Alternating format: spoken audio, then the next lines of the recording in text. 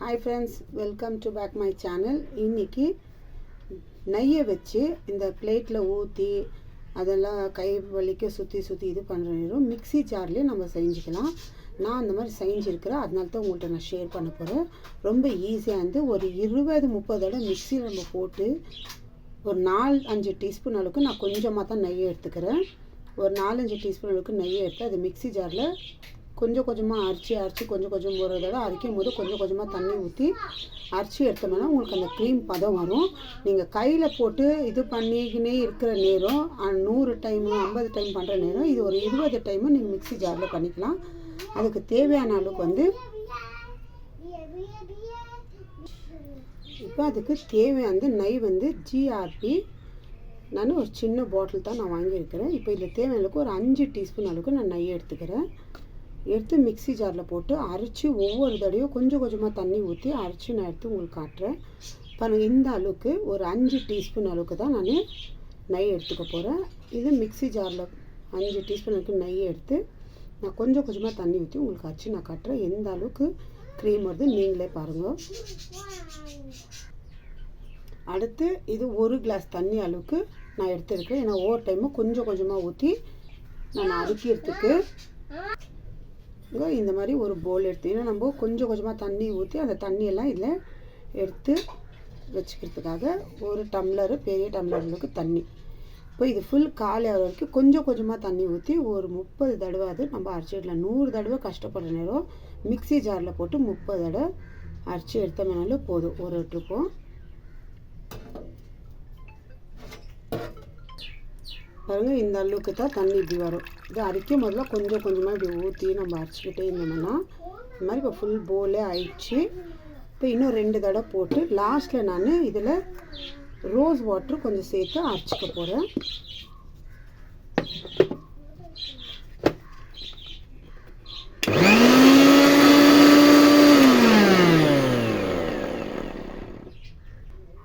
பாருங்கள், இந்த மாதிரி அந்த நெய்யில் ஊற்றி அரைச்சிருந்துக்கு இந்த கலரில் இப்படி தண்ணி வரும். ஃபுல்லு ஒரு டம்ளர் ஒரு போல் அளவுக்கு தண்ணி வந்துடுச்சு.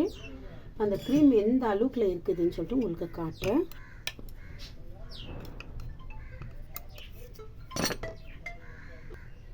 பாருங்கள், எந்த அளவுக்கு ஃபுல்லாக அரைச்சி இந்த அளவுக்கு இந்த கலரில் இருக்குது.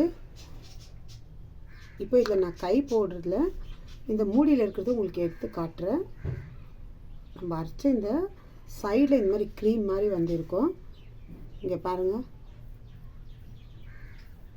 ஸ்கூல் போகிற பசங்களுக்கு கை கால் முகம்லாம் நீங்கள் தடவி அனுப்பலாம். இதில் எந்த கெமிக்கல் எதுவும் மிக்சிங் இல்லை. சாயங்காலம் வரைக்கும் பசங்க கை கால் நல்லா சாஃப்டாக ஸ்மூத்தாக இருக்கும். இந்த மாதிரி ட்ரை பண்ணி பாருங்கள். இதில் எதுவுமே மிக்ஸ் பண்ணாதீங்க. இந்த அளவுக்கு ஸ்கூல் போகிற பசங்களுக்கு கை கால் முகம்லாம் தடவிட்டு சாயங்காலம் வரும்போது கூட அவங்களது இந்த கை கால்லாம் ஆடிட்டு வரும், வெள்ளையாக இருக்குது. அந்த மாதிரிலாம் எதுவுமே இருக்காது.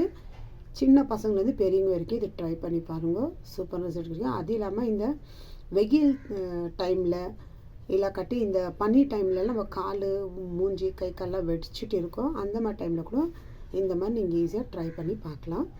இப்போ இதை நான் ஒரு போலில் இந்த மாதிரி ஒரு பாக்ஸில் எடுத்து நான் ஸ்டோர் பண்ணி வச்சுக்கிறேன்.